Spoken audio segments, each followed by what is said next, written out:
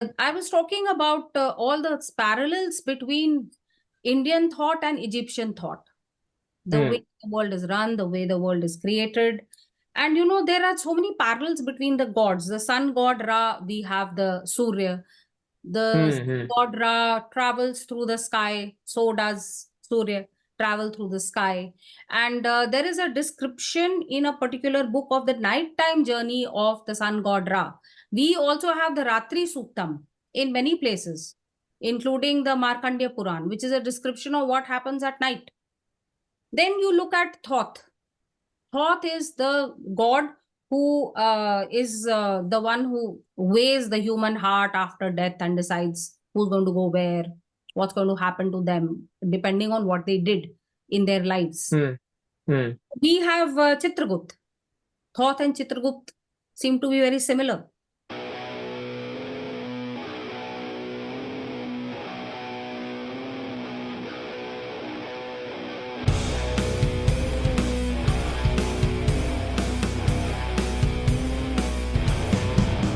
Hi everyone, welcome back to the Walk Indian History Podcast. I'm Utkarsh Mohan, coming to you from Singapore.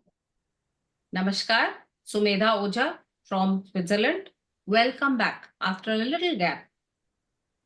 Yes. So there are a couple of things that before we get into the topic of this video that I did want to call out. This is episode number 25. That's Hi. one thing. And another number, 10,000. What is 10,000? 10,000 Great. That's absolutely subscribers. great news. Yes. So I think it's interesting that a couple of these milestones are happening at a similar time. So what we will be doing is next episode will be a little bit of a retrospective, I think for a couple of reasons. One is we do want to reflect on the significant amount of content and resources that has gotten created. And we thought it would be a good time to go through some of the materials, some of the messages, some of the key findings for each of us. Particularly for me, I'm the one finding out something new every time, along with the audience. So yeah, next. Not true. I'm also learning a lot. I'm also learning a lot. Yes. So next episode will be a special one where we will cover a little bit of that. Looking forward to that. This episode is also special because it is final. Can I just interject Yeah, a yeah, little please go ahead. bit, Utkarsh here? Because I just wanted to add that we will be doing some fun things in this Oh yes, of retrospective week. course. Yeah, we'll try and do a quiz, and people who win that quiz will get books as prizes. So do join in the quiz. And keep watch this space. We'll tell you how that works. And the idea is that all of us, people who listen to us as well as the two of us, together see how far we've come on this journey. And one change which will happen perhaps is that we will start now doing this podcast once in 2 weeks rather than every week. And I may as well share with all of you that I have to urgently finish writing book 3 of the trilogy, my Urnabhi series. And the deadlines have come and gone, and now I can no longer shift them. So I have to spend a little time on the book, but I also want to spend time on the podcast. So I think I want to compromise with the once in 2 weeks. I hope that's all right with Utkarsh. Yes, I think just to absorb all the information in the first 25 podcasts, it's like a college course, honestly, if you ask me. I mean, Yes. because often I refer back to it, right, when I have a doubt or when I'm looking at something, and I remember how much I've forgotten already, right? Because one listen in the moment, you Yeah. you hear it, you Yeah. understand it, but then you kind of forget the details, and you're often re-astonished, if that's even a word, many times. So there's a lot in there already. Re-astonished. I like that one. Re-astonished. I And think Oxford Dictionary will come after me. and it's also true that we get a lot of feedback from people who listen to the podcast. So I do want to incorporate that feedback in our understanding. So it's a kind of tripartite thing. Utkarsh, me, the people who have listened to and responded to the podcast. So it'll be a kind of tripartite thing. And in fact, I'm really looking forward to the retrospective. It's like standing and looking back on what we've been doing for, what is it, 6 months, Utkarsh? It's been 6 months, I I think. think we started in October, if I'm not mistaken. So a little more than 6 months. I think about Little 7 or 8. 6 months. Yeah, okay. Yeah. So 7, 8 months. It's been, I mean, it's passed really fast. And we will stand here, look back, and then move on ahead with even more exciting stuff. So, what's today's exciting stuff? So today's episode is, of course, episode 3 of what we've been doing on the Indus Valley civilization or the Harappan civilization or the Saraswati Sindhu civilization. But the way I look at it is, since I've been a kid, I was very fascinated with something. I was fascinated with a lot of the ancient myths from around the world, especially ancient Egypt. So throughout this entire conversation that we've been having about, what was happening in the Indian subcontinent, the one thing that's always been on my mind is, okay, how does this correlate and interact with what's happening in the rest of the world in that time period? What are the other ancient civilizations? Do they even exist at the same time? Are there interactions? Are there mentions of said interactions, etc.? So today is really about looking at the Saraswati Sindhu civilization in the context of what's happening in the rest of the world, other ancient civilizations. So I think I wanted to structure it in 2 or 3 questions really. The first one is what was happening, right? So while you have the Harappan civilization, what's happening in the rest of the world? What is concurrent? What do we know? Again, as always in this podcast, it's always about not what we think, but what we know, based on whatever evidence we can find, whether it's textual or whether it's physical. That's the first thing that I had. The second thing that I had is, one of the first episodes that we talked about was on the Aryan invasion theory, which was ancient civilization started off somewhere in Europe, Central Asia, and then they came to India. Right. We've talked about why the Aryan invasion theory shouldn't even be called a theory, honestly. It doesn't exist.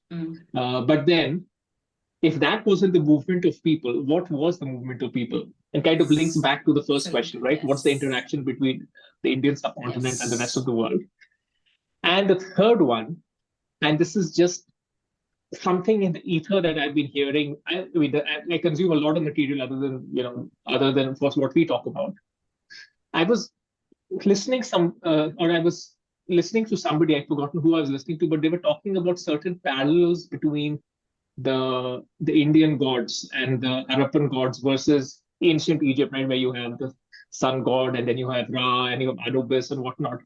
So I know I asked you this question a week ago as you were going to do research on this episode. So I really want to know what conclusions and what have you found. So that's the third part that I'd like to understand today. Okay, so that's a good full plate that we are going to Start consume anywhere for this podcast. Okay, no, so let me understand all that you have asked. You've asked one very significant question, that if not the discredited and uh, without evidence Aryan invasion theory, then what is it? So we have something which is called the out of India theory. Now, this out of India theory is not really, it's neither a conspiracy theory nor is it something new that the currently very pugnacious and nationalist Indians have thought up. The out of India theory has existed for a very long time, which thinks of India as the place where civilization began. Now, what we have is people who have approached it in an academic way. And the names of people like Shrikant Talageri, who we have spoken about in great detail in 2 or 3 episodes, the one on Bharat, the one on AIT. We've spoken of his work because he is one of the foremost scholars in understanding this whole idea of the Rig Veda versus the other, the Veda and Avesta, etc., other texts of the world and how to analyze them. But he is not the only one. What do we have now? We also have genetic evidence of the R1A and the R1B. You remember all these haplogroups, Utkarsh, which we had really got into when we were in the episode on the Aryan invasion theory. Yes. We won't, and also I'll put a link here to that episode for those of you who are interested. Yes. It's a smoking gun if you've ever seen one. It was really something. I recall. Yeah, and there is some new research on R1B. So we've spoken about R1A, which is the one that follows Indo-Aryan languages. And that is the Mm-hmm. one which has been used to show that Anatolia or the steppes were the place from where all of the Indian civilization originated and the Aryans came. So R1A follows Indo-Aryan languages, and there is an older haplogroup which is called R1B. So what about Mm-hmm. R1B? So we'll talk about both these things. That brings us into the area of modern scientific evidence for all these historical hypotheses. So we'll consider that too. But other than that, it is very interesting that in our own Itihas and Puran, there is a worldview. There is a worldview which understands how the entire world was actually connected and how a lot of all of it originated from the Indian subcontinent. This is there in the Itihas and the Puran and the Vedic corpus. It has a system, a genealogy, a chronology. But like we've discussed so many times, often we don't understand it so well.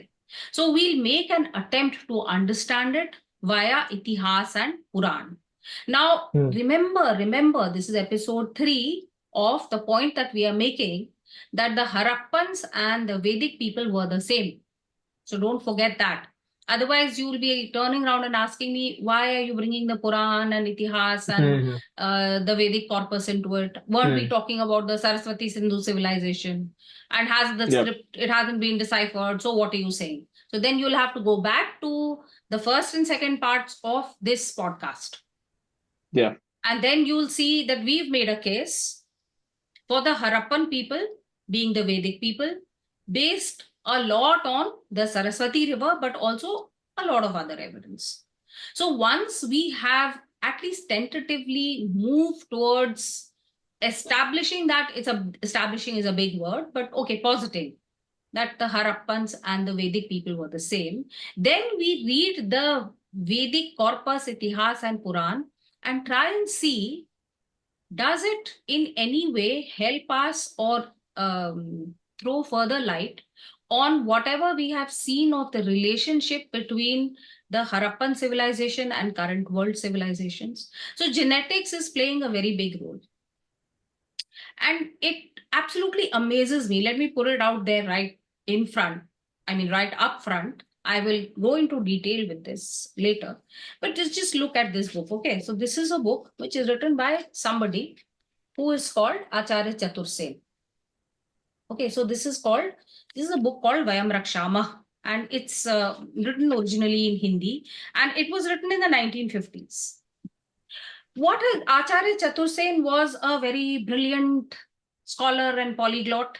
What has he tried to do in this book? Actually, he has rewritten the Ramayana. But while rewriting the Ramayana, he has gone into what he calls Prag-Vedic Itihas, which means he has gone into the source, center, and origin of all world civilizations in India. When I show you some of the genetic evidence that I'm going to take from a gentleman called Dr. Bera, and when you see what Acharya Chatursen wrote long back, 50, 60 years back, it is quite amazing to see that what is being posited by him is borne out by the genetic evidence and is also borne out by Shrikant Talageri's academic exercise of linguistic analysis. So you see how things are getting triangulated here. It's like puzzle pieces are falling into place. All of them are not in, as I keep reiterating and insisting every time. Don't think that we are there. We are not there yet. It's just that we can see a picture forming. So I think let us start with something which is very much a continuation of what we did the last two times. Let's see the Mm. timings of the world empires at the time, and let us see Mm. where they were, which were these world empires. So I will go back to remember that Dr. Prabhakar. So Dr. Prabhakar's discussion and Dr. Prabhakar's So whole theory as you on. bring that up, so when you were talking about the conclusions getting triangulated, so what is that conclusion? Is that conclusion of is that an out of India conclusion that Yes, civilization, whether it be the multiple ancient civilizations, they spread out from India? Is that the yes, yes, because yes. that is quite a what should I say? I don't want to say contentious, but it is definitely It's very uh, contentious. yeah, it's definitely a It's very remarkable claim. contentious. Let me just say that. Yeah. So Yes, indeed. So can you see this now? We're going to start yeah, in a yeah, logical way. You can yeah, see yeah. this I now. can see. So Yeah. this is just to give you an idea of the civilizations which were there at the time. So you see Mesopotamia here. Can Yeah. you I'm see just this switching bit? myself off so that folks can see it better. Okay. Okay. You can see the Mesopotamians. Then can you see the Gulf of Oman that is here? Then can Yep, you I can see see. Egypt? Egypt, this is here, this part is Mm-hmm. Egypt. Mm-hmm. So you have Upper Egypt and Lower Egypt. So this was Yes. basically, these were the places which were the centers of civilization at the same time as the Harappans. Okay. And these were the places with whom the Harappans interacted, traded, etc., etc. This I showed you this to give you a kind of geographical idea. Then we will have to take a look at the time. We've already seen this chart once. I'm sure you remember it, Utkarsh. So Yes. these are the different civilizations and the timings. So this is how we can put them all in a nutshell. Now, this is a very complicated thing, which with a lot of information in it. What I want you to remember is the names and the rough places, the Mm-hmm. Mesopotamia, the Oman Peninsula, Egypt, Levant, etc. And other than But that, I want you if I to look at the yes. timelines, Hmm. it shows not just concurrent, but predating the Indian civilization, right? If I look at the Assyrian, if I look at Upper Egypt, Where are you if you look looking? at the bottom of the Upper table, Egypt. Yeah. Upper Egypt and Assyrian, Hmm. early food Yes, producing yes, era. yes. Yes, yes, yes. So, Utkarsh, all the puzzle pieces are not in yet. Okay. Yeah. Okay, go So ahead, we go are ahead. I'll just, just yeah, noting that. Yes. yeah, noted. And all the puzzle pieces are not in yet. So there's a lot of work to do. And some of the things which I will tell you about how and where people started certain dynasties and certain cities, etc. The dates of those have to be still fixed.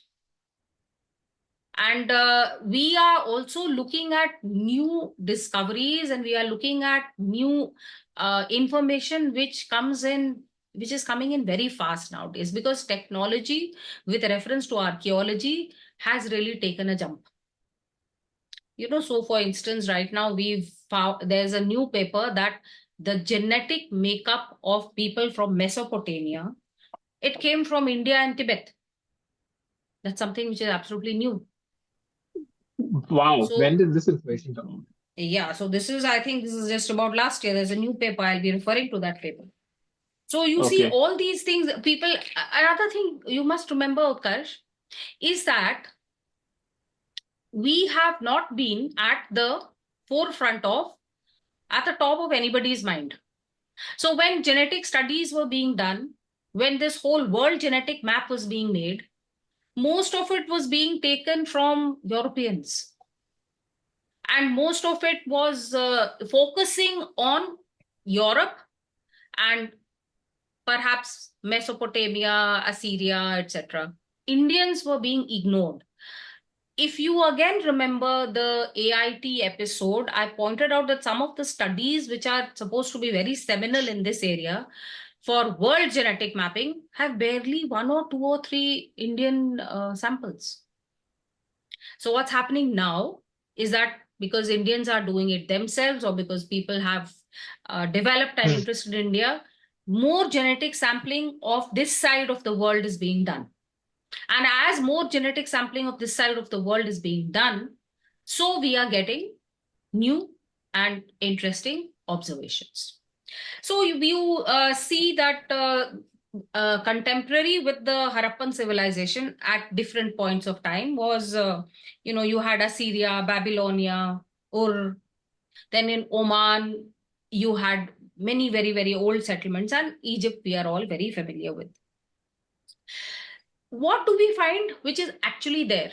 So we find in Mesopotamia, we find seals with inscriptions. Now remember that cuneiform writing has already been, it has been solved, so to speak. That mystery has been solved.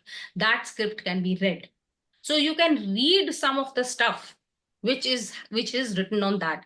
And that's a kind of, very small, but it is extremely exciting because one, it gives us the ancient names of those places. You saw that Dilmun, which was Bahrain, Magan, which was Oman, and Meluha, which was the Saraswati Sindhu civilization. Mesopotamians traded with all these, and we have inscriptions naming and locating all these.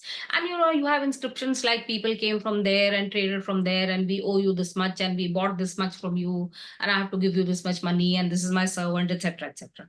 So there have been finds in Western Asia at Kish, Susa, Nippur, all these places. The things that have been found are all technological innovations of the Harappans, which have been found in these places. So stone, pearls, wood, plants, in fact, even animals, birds, cats, dogs, etc. One thing which is interesting is that Meluhan type objects, so cultural exports of Meluha, things which were not found in Mesopotamia were found in Meluha, but because they liked those shapes or they liked that iconography or that technology, they used it. So things like, ships, the Meluhan style ships, Meluhan style furniture, figures of birds, etc. All these have been found in Mesopotamia. Now, this is a very kind of ragtag bobtail kind of collection. Why? Because, this is what has been found. Nobody can make up or give a very comprehensive and full view of what has been found because that depends on actual physical evidence. So this is a list of things which have actually been found. And where else they have been found? They've been found in Turkey. They have been found in Troy. They have also been found in Africa.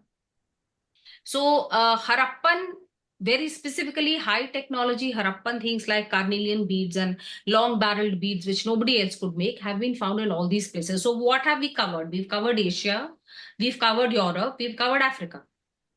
In So just terms a of, question there, just to dig deeper and understand it better. So it is clear that there is interaction between these parts of the world, right? You yes, have things that are recognizably Harappan found in different places. Now, yes. what is it that leads us to believe that the origin of all of these things, or the origin of these technological innovations, or whatever else it might be, is Harappan? Why Yes, are so we for example, attributing? beads. Hmm. So warehouses and factories which make these beads have been found in Okay, Harappa. okay, got it. So you've And got those something else items, yeah, more than yeah, just the presence of said item. It may be the yes, quantity, or it yes, may be other things. Okay, got it. yeah. And those things have been found in Mesopotamia, but no place to make those or no such technology, no such tools have been found. Whereas all those are Got it. present in Harappa. By I got it. Harappa, you Okay. remember that I mean everything, the entire Yeah. Saraswati Sindhu Yes. Yes. civilization. I'm just Yes. using Harappa as a shortcut. And you know Yes. what? The Indus type seals. What is the Indus type? Indus types means square, very specifically square, and with certain animals and iconography in it, which we have discussed over the last two episodes. Hmm. Such a seal has also been found in France with a language which could be Semitic written on it. So remember the hypothesis of the last episode that the Harappan script could have been used to write all kinds of languages in the Indian subcontinent. Not only that, it seems to have been used to write the languages of the places where these seals went. So this seems to be a spread of the technology and the knowledge of the Harappan civilization. One very important thing, weights and measures.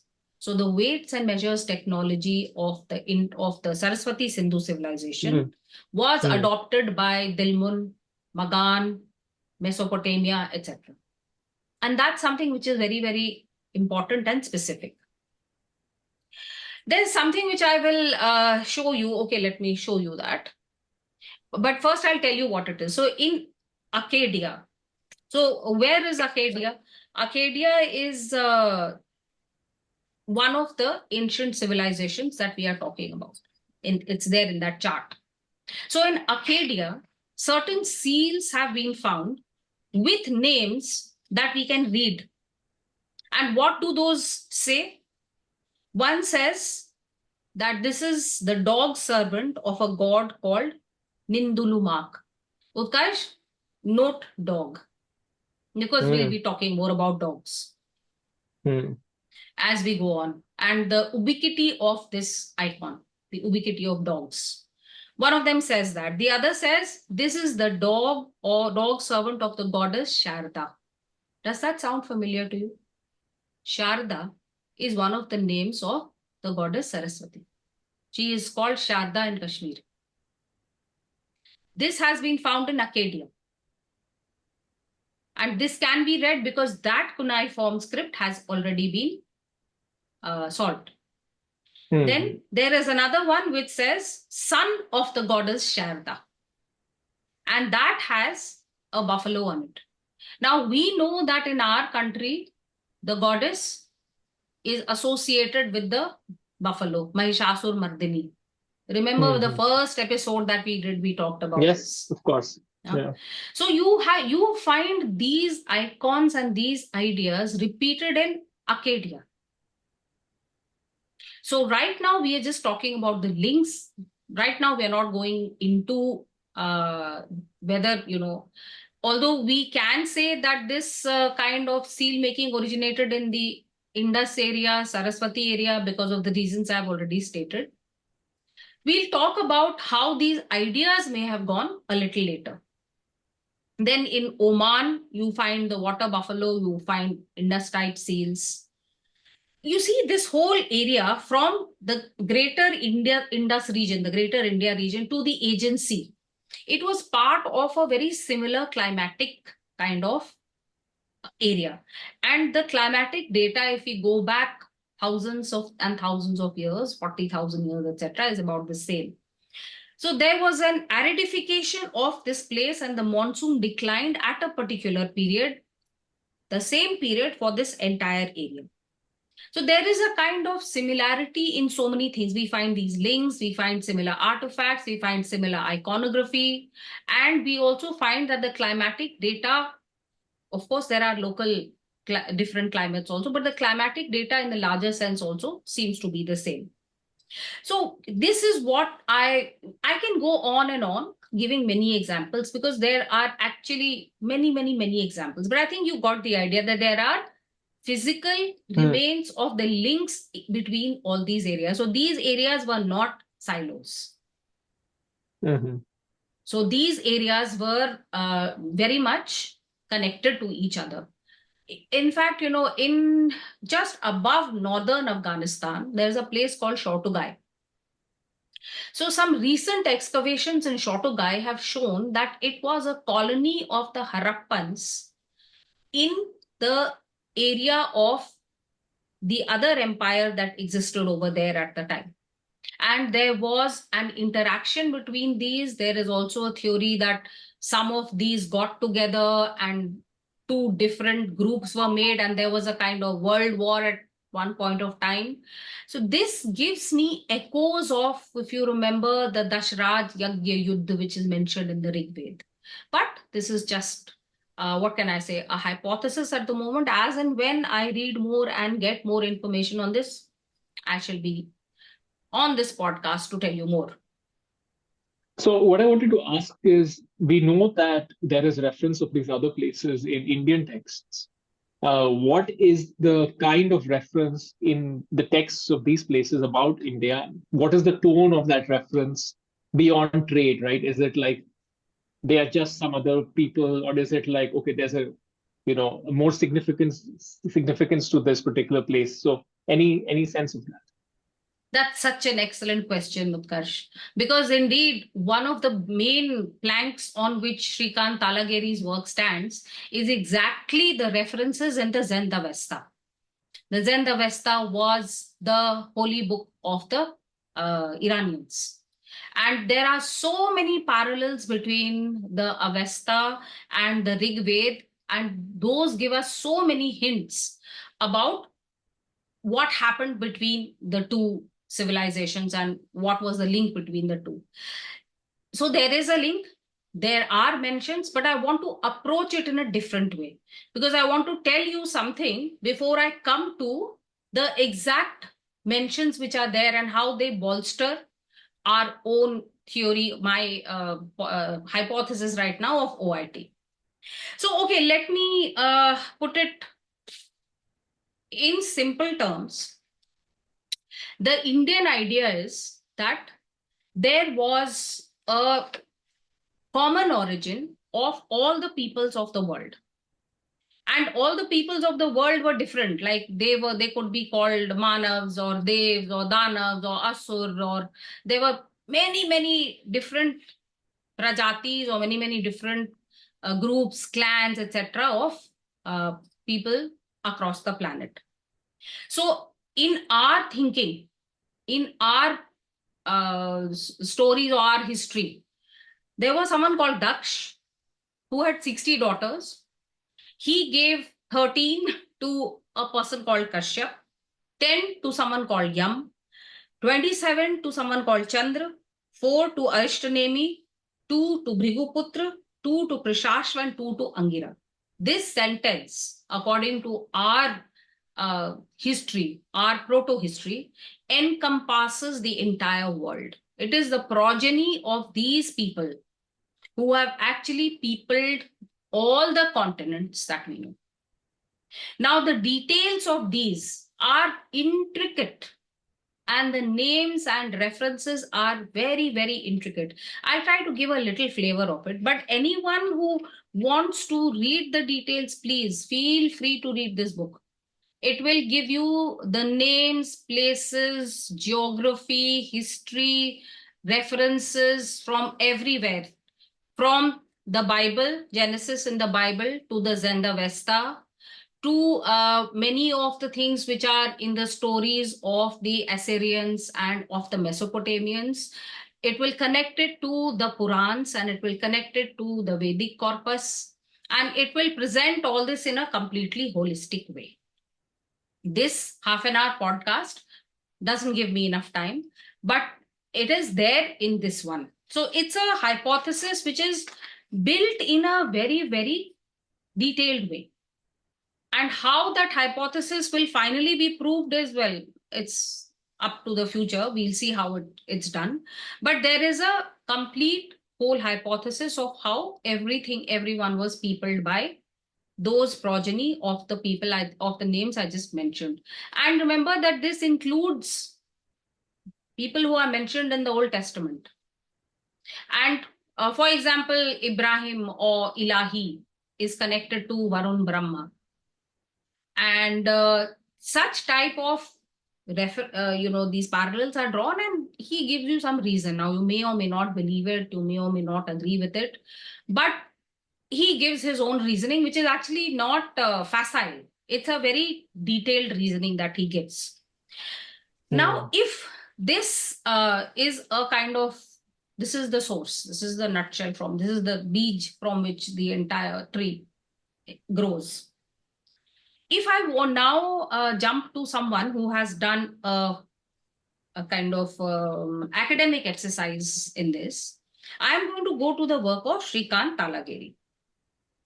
Now, Srikant Talageri is also somebody who believes that people or origin of all these civilizations that we know was India. And when we see the genetic evidence, you will see how well it connects, the genetic evidence, with this historical story that I'm telling you. So in the idea of Srikant Talageri, the Iranians came from northern India, Kashmir, Punjab. After what? After the Battle of the Ten Kings, which is a very big Rig Vedic battle, and you remember how I had said that after that, uh, the tribe of Bharats had become the biggest and most important tribe, and the land mass was named after them, and they set up a kind of new civilization. So the others were pushed out. What happened to them? They became they established the Iranian civilization. They wrote the Zend Avesta, and their biggest god was Ahura Mazda. Now, what is Ahura? Ahura is Asur. Asur is one of the Hmm. Indian jatis. Yes. You must have Yes. heard about Asur. I've heard about Then, this theory, and the villains for them were, what were they called? yeah, exactly. So for us, the Devas are the Yeah. good people. For them, the Yeah. Devas were the bad people. For them, Exactly. the Danavs and the Asurs were good people. So this is Hmm. because once they moved out, then they were in a conflict with the people who were here. Yes. So then it very clearly, Devas became the enemies, and Asuras and Danavs became the very good So people. who The, churned the ocean then? Also, if you want to know They. who churned, the Devs and the Danavs and the Asurs churned the ocean. And you know what? If you are really interested in that, there is a good section in this book, Vayam Rakshama, that the churning of the ocean happened near the Caspian Sea. And it happened between the Danavs, Daityas, etc., Asurs, and the Devs. And it was because there were a lot of gold mines around that area in that period. Now, I have to do some research and find out whether there were actually gold mines found in proto-historic periods near the Caspian Sea. And you know the story that so many things appeared and Lakshmi also Hmm. appeared. So, according to this author, Lakshmi is that gold that was there near the Caspian Sea. Now, this is something he's put forth as an idea. I am not standing for it or against it. I just put it out there for anyone who wants to uh, delve Yeah. into I it mean, further. let me put it this way: it's a significant assertion. Uh, Yes, these are all very significant it needs to assertions be it needs to proved be in. examined very, very deeply before it can be concluded. Is all I'm Of saying. course, of course. I, Yeah. I am here. I completely agree with you. I have not made up my mind either about this book by Rakshama. It at places it does not sound convincing to me. At places it does. The most Hmm. interesting that I found, I read it when I was in school, and then I didn't think much about it. But today, when I read new genetic evidence, somehow it maps so well. So Hmm. there are the academic way in which Srikant Talagiri has talked of everyone peopling the world, Indian stock peopling the world, is that he says that there are 5 Rigvedic tribes. And these 5 Rigvedic tribes moved out from India and they peopled the entire world. So, who are these tribes? They are the Yadus. We know the Yadus, they used to live in Dwarka. So, they spread to Dwarka and to Western India. So, remember, all these people are spreading from kind of Eastern and Central India. So then they go to Dwarka and West India, West India. Then there is another tribe called Turvasa, which also goes there. There is a tribe called Drahyu. This reaches Europe. There is a tribe called Anu. This is the one which reached Iran. And this is the one which wrote the Zend Avesta. Then there are the Purus. The Purus stayed back. They were the Vedic people. So this is the academic theory of Shrikant Talagiri based on his analysis of the Rigveda and of the Zend Avesta. So he says, for instance, he compares and contrasts the names found in the Avesta and in the Rigveda. So you have things like Su, Sudas, etc. You have the same Su, Dev, Puru, Vishwa, Pra. These are the suffixes and prefixes which are found both in the Rig Veda and in the Avesta. You even have somebody called Vashisht. Vashisht is a very towering figure in the Rig Veda. He wrote the entire book 7. You also find him in the Avesta, although meanings are different. You even find Gau is called Gu, Ashv is called As, Varah is called Varaz. So these kind of similarities are really too much to ignore. So there is obviously some link, although it's flipped around. The good and bad guys are flipped around. And this interesting thing about Ahura Mazda being Hiranyakashyap. Do you remember Hiranyakashyap? He was the father of Prahlad. He was the Daitya father of Prahlad. And he was in a fight with all the Devtas, perpetually in a Devasur Sangram, and he was finally killed by one of the avatars of Vishnu. And then Yes. Prahlad entered into a kind of alliance with the Devas. So the Ahura Mazda of the Zen Avesta is associated or said to be Hiranyakashyap of our own Vedic stories. And these are not just idle gossip, Utkarsh. Obviously, I cannot go into the technical details, but believe me, they are there. And for this, I refer you to Shrikant Talageri's work on the comparison. He's written a book on this comparison between the Zen, the Vesta, and the Rigved, easily available on the internet. So all the people who want to read this can actually go ahead and read it. So where are we right now? We've looked at actual physical evidence linking all these civilizations together. We've looked at the icons which recur, iconography, even words, technology, images, all these things recur. Then we look at the evidence of the Puran and the Ved and our own story, so to speak, of the way civilization actually expanded. And we look at Shrikant Talageri's academic ideas, all of them saying that these civilizations were connected by the fact that the source point was India. Remember, the current narrative says that the source point is somewhere else, it's Anatolia. So Mm. now let's move on to genetic evidence. Okay. Now, for genetic evidence, we'll just have to remember that there is the haplogroup R1A, there is the haplogroup R1B. To find out what haplogroups are, just go back to that episode because I don't want to spend time explaining that again. But R1B and R1A are the oldest haplogroups. In fact, R1B is even older than R1A. Like I said in the beginning, R1A is more famous because it is the one which is associated strongly with the Indo-Aryan languages.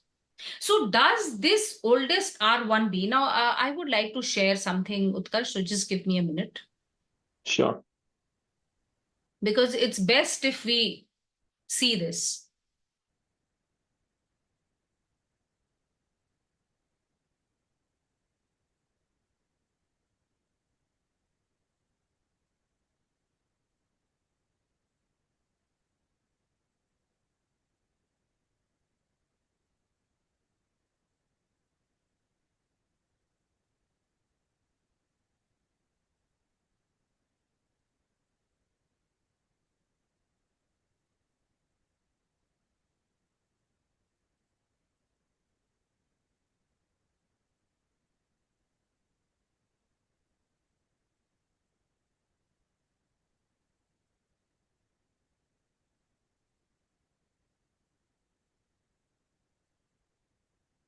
Okay, so this is fine.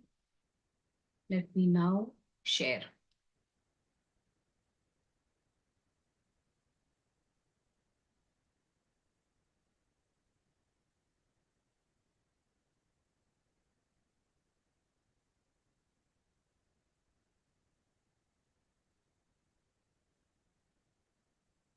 What's the problem? Let me check.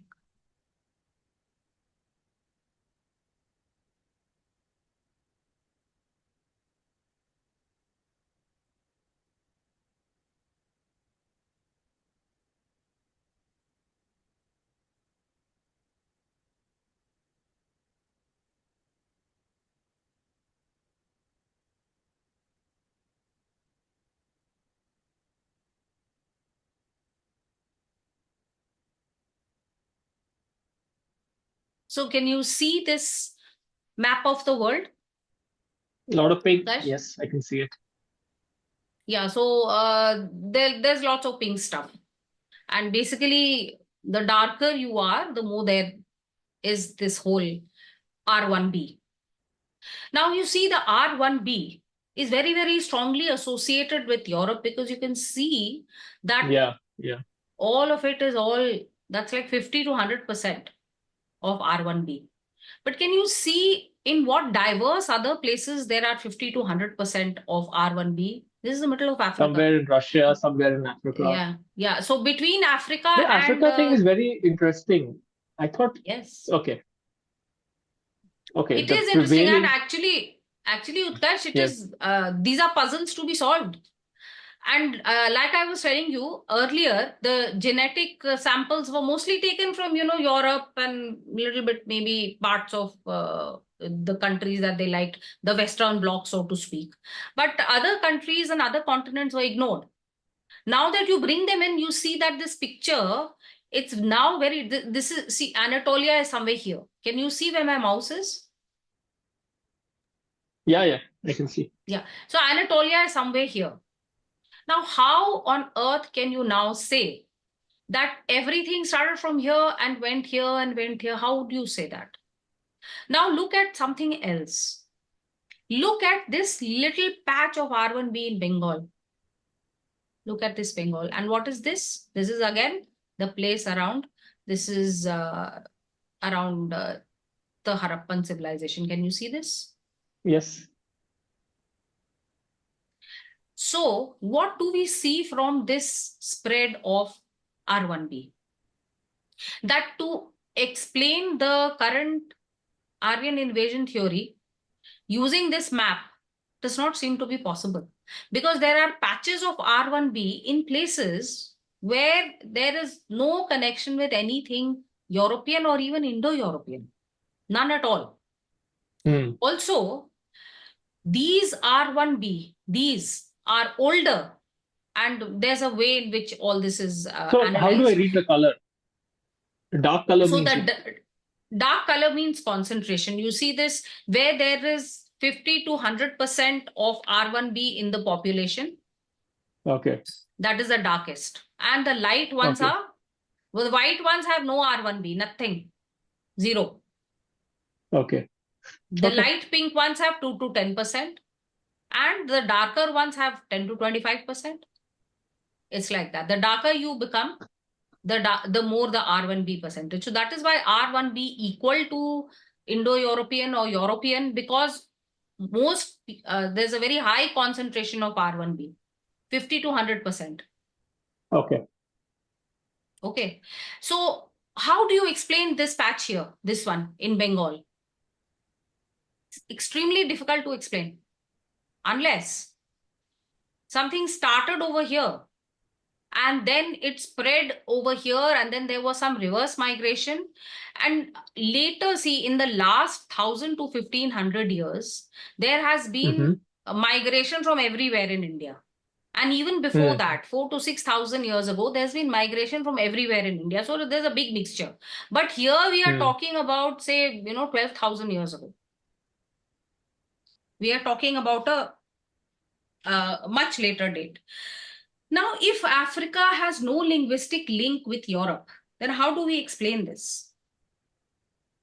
Uh, One thing I want to remind you, do you remember the two anachronisms that we had talked about?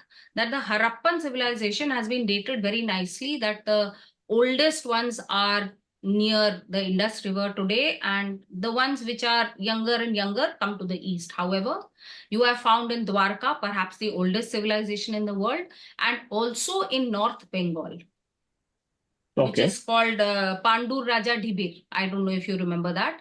That is one of the oldest Harappan settlements which I found, which is exactly here where this you see this little pink spot. Mm-hmm. And R1A is the other one. It is younger than R1B, but it's very important because it is associated with the Indo-Aryan languages. The other thing which is interesting is that some kinds of pottery are still found in Europe. these pottery shapes, it's called the bell beaker culture. This bell beaker culture is found in Europe, and the other place that it is found is in India. It is not found anywhere else. And those, Okay. what we call the chukkad, in which we drink tea, the little mitti ka bartan in which you drink tea on the stalls on the road. Yep. That is the shape of the bell beaker culture. And that bell beaker culture is found in Europe and it is found in India. And there's a huge gap in between. So one wonders how to explain that too. I think what I'm going to do now is show you something else. Let me show you the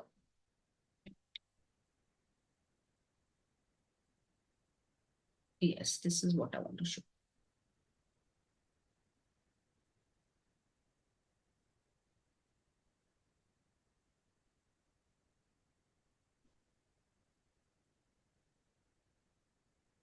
Not able to get to the exact place.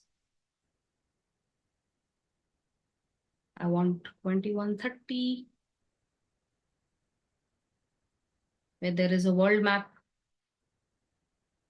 Okay, so let me start with this. So what is the theory of this geneticist? This is someone called Dr. Bera. Is all this visible and am I audible? Yes.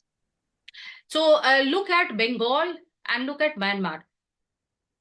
So what he says is that there was a submerged shelf, a submerged glacial shelf between Bengal and Myanmar. So people could, walk across. The sea was not there.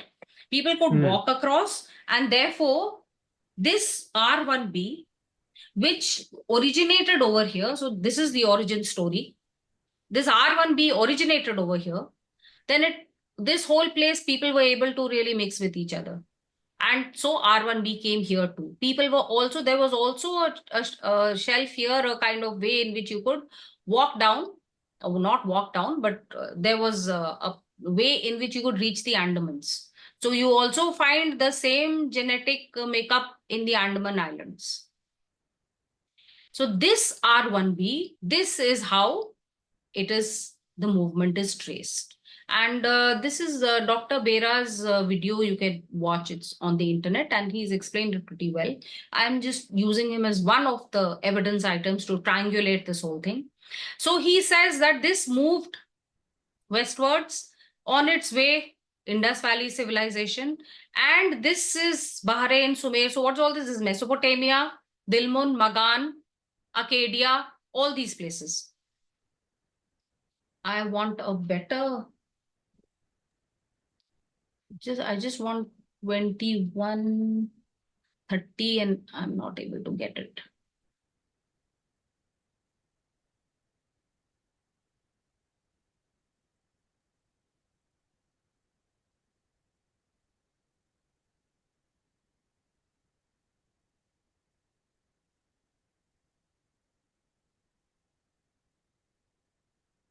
Yes.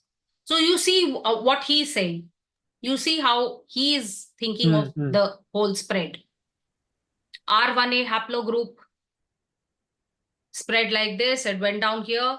And can you see that it went to Sumer, Mesopotamia, and a group also went down to Asia, Afro-Asia, I mean Africa, sorry.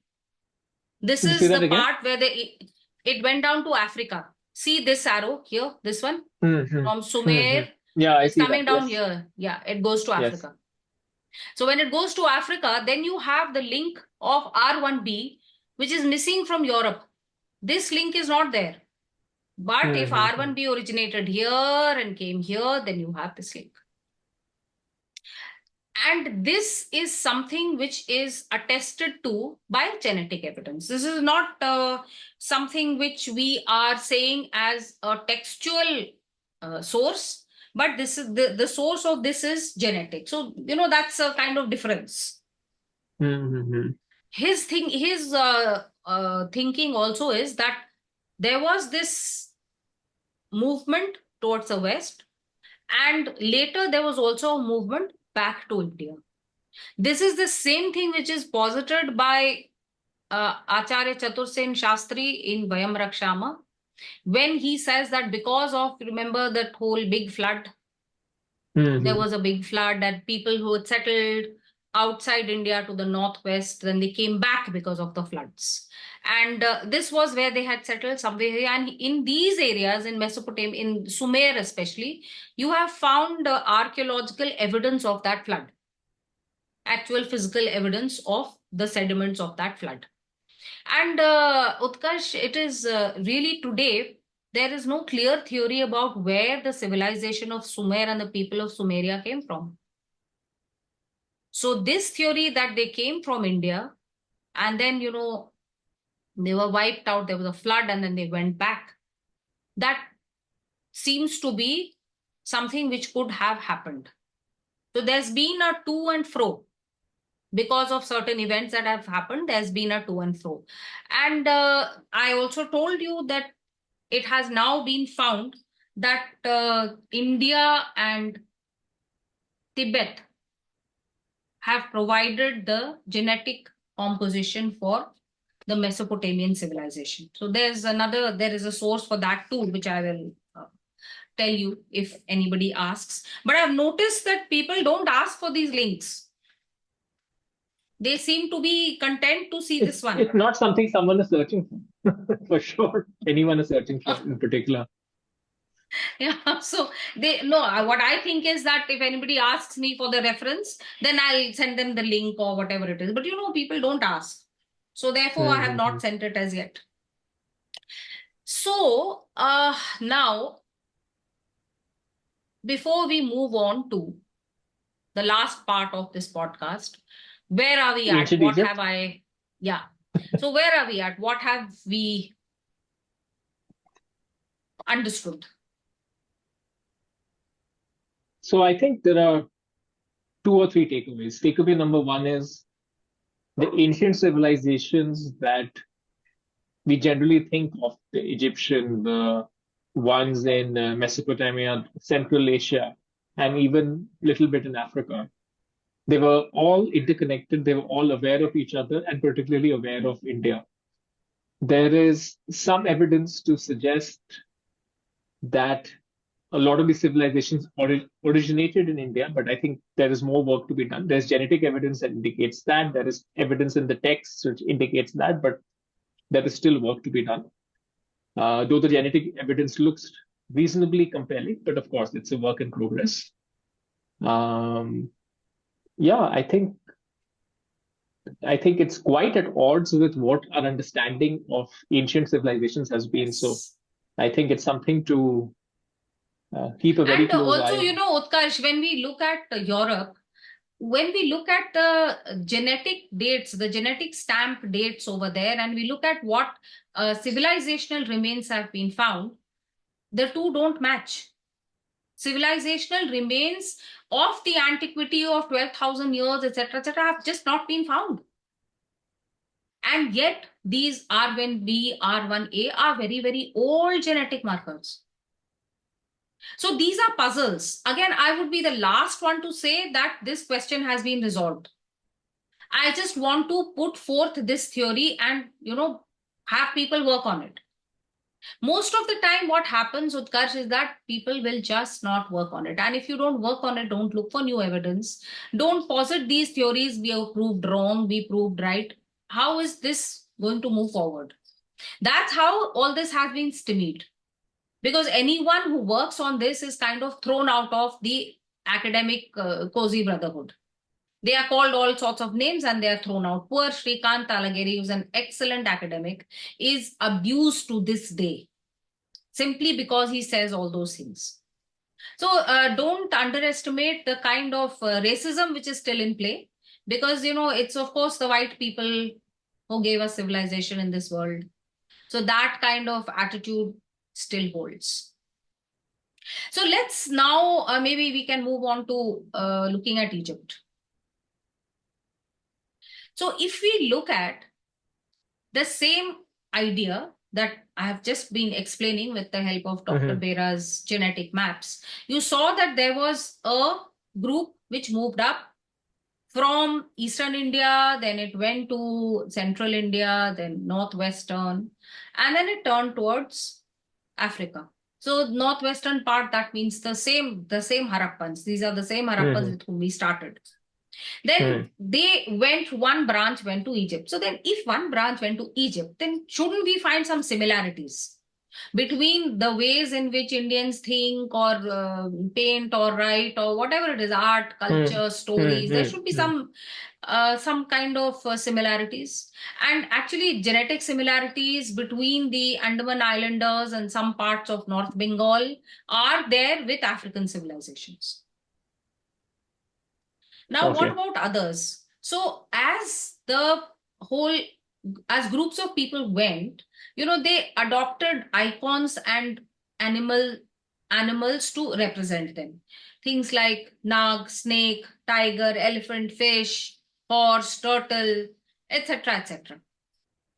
Now, 10,000 years ago, it's the theory that 10,000 years ago, they reached Africa, R1b, from India via the Makran coast. The Makran coast it's now what is the coast of Pakistan. So they reached about 10,000 years ago.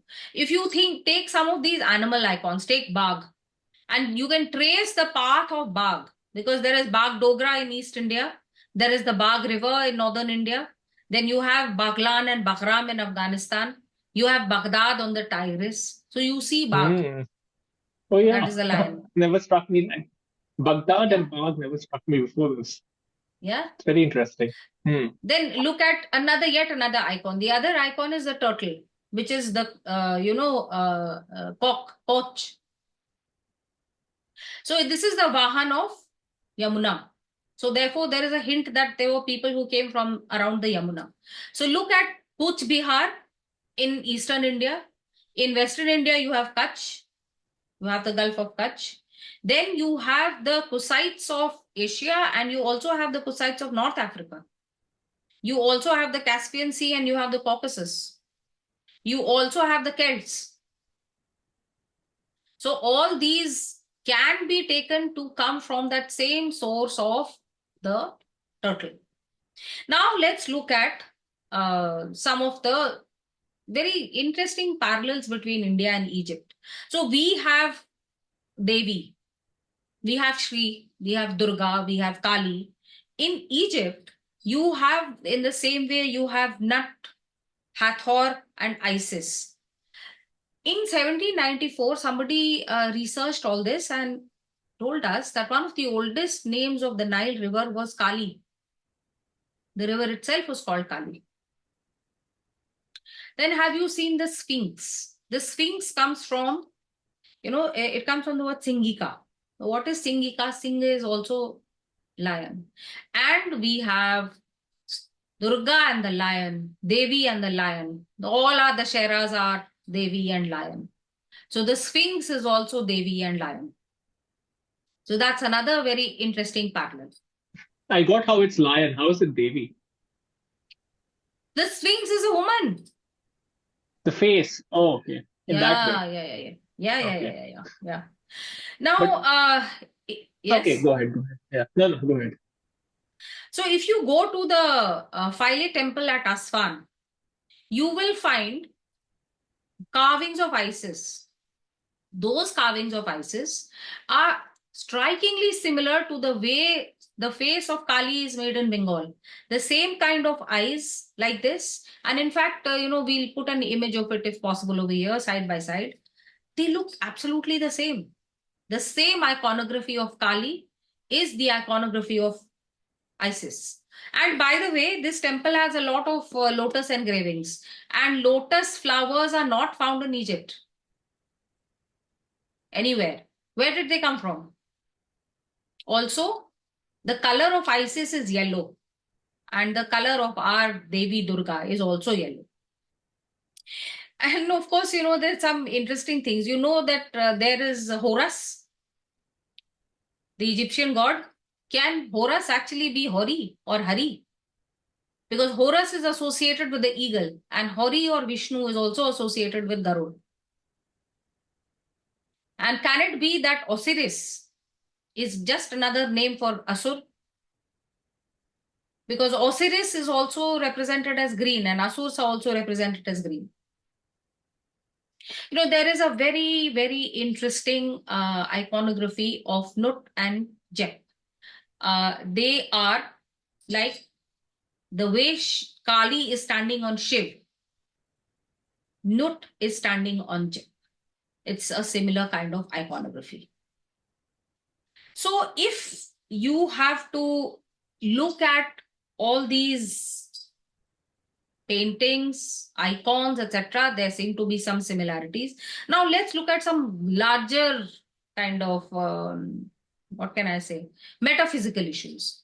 What is the way in which the world is run according to the Egyptians? It is called math. What is math? It is cosmic law. How is the world run according to Vedic thought? Reeth. Reeth is also cosmic icon, is also cosmic law. Who upholds math? The pharaoh. Who upholds Reeth Satya Dharma? The king. So these are straightaway parallels between the way Indians think and the way Egyptians think. Now, creation emerged from water, according to the Egyptians. And if you read the Nastya Sut, there was nothing, and out of this nothing came water, and from water came creation. I was talking about all the parallels between Indian thought and Egyptian thought. The way the world is run, the way the world is created.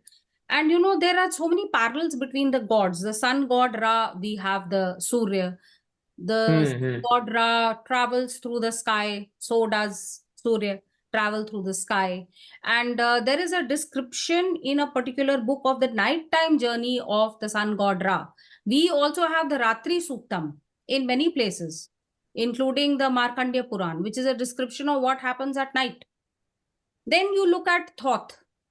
Thoth is the god who is the one who weighs the human heart after death and decides who's going to go where, what's going to happen to them, depending on what they did in their lives. We have Chitragut.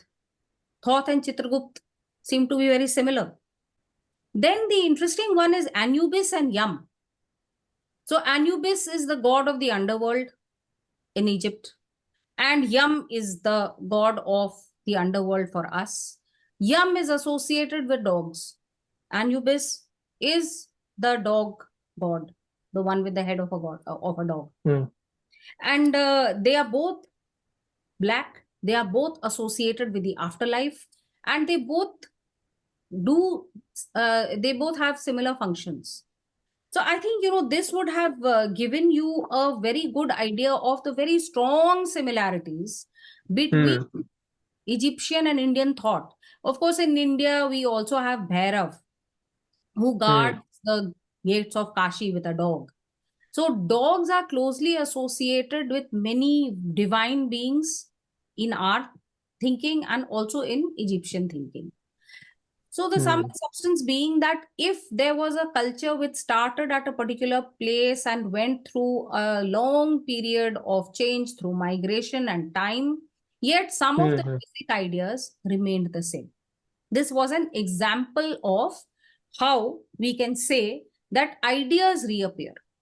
And we'll do more on this, Utkarsh, about how Indian ideas reappear in so many places. For example, in Ireland. So we will have to do different podcasts on that. I think it's time to wrap up this one.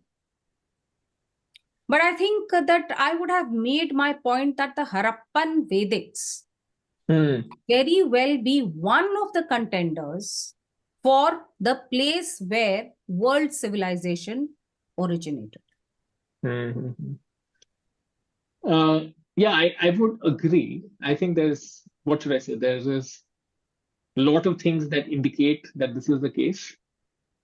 I think it's just due diligence that needs to be done. And also recognition of the fact that it is very different from the current understanding today. So I think that one needs to appreciate that, whether one agrees with it or not, or knows the reasons for the common narrative today. There is a kind of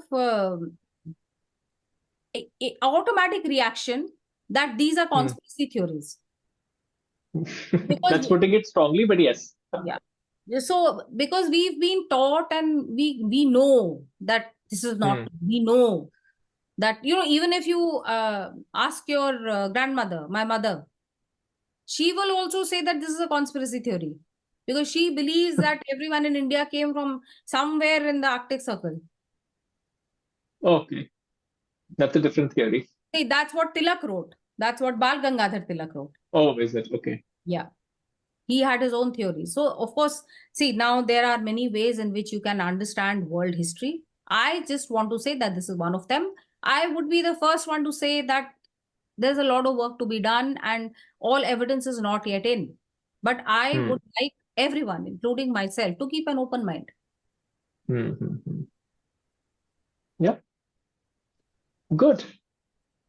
And that wraps up Yes, that's a our Vedic Harappan civilization series. yes. Do tell us if Wonderful. you liked it and whether it was, it was really complicated. Utkach, we've run the gamut of high tech, of Vedic Sanskrit, of Genesis, of Zenda Vesta. I mean, we've really Hmm. put in a Hmm. lot of sources here. Yeah, absolutely. Great. So again, like with every episode, plenty of food for thought. I'm going to go back and read. I'm going to read that book that you keep referencing in this episode, if I can get my hands on a copy. And In I am fact, going to go you back will and also re-examine. get an English translation. If you'll, the No, Hindi, I'll read it in Hindi. It's okay. it's I'll. very complicated Sanskritized Oh, Hindi. then I need English translation. Yeah, Then I probably. guess even simple Hindi leaves me sometimes Yeah, so I think uh, English translations stuck. are available, and I would suggest that Yeah. everyone read it, because in this book and Shrikant Talageri's comparison of Avesta and Rigved and his out of India thesis. So that is Hmm. from the Purans, and this is modern academics. Do read both of them. Vayam Rakshama by Acharya Chatursen Shastri. Yep. Wonderful. Okay, we'll wrap it up here. We'll see you next week for the retrospective. Yes. Uh, 10,000 subscribers, 25 episodes special. So thank And you yeah, everyone for that. absolutely. All right, take care. Namaste. Thank you.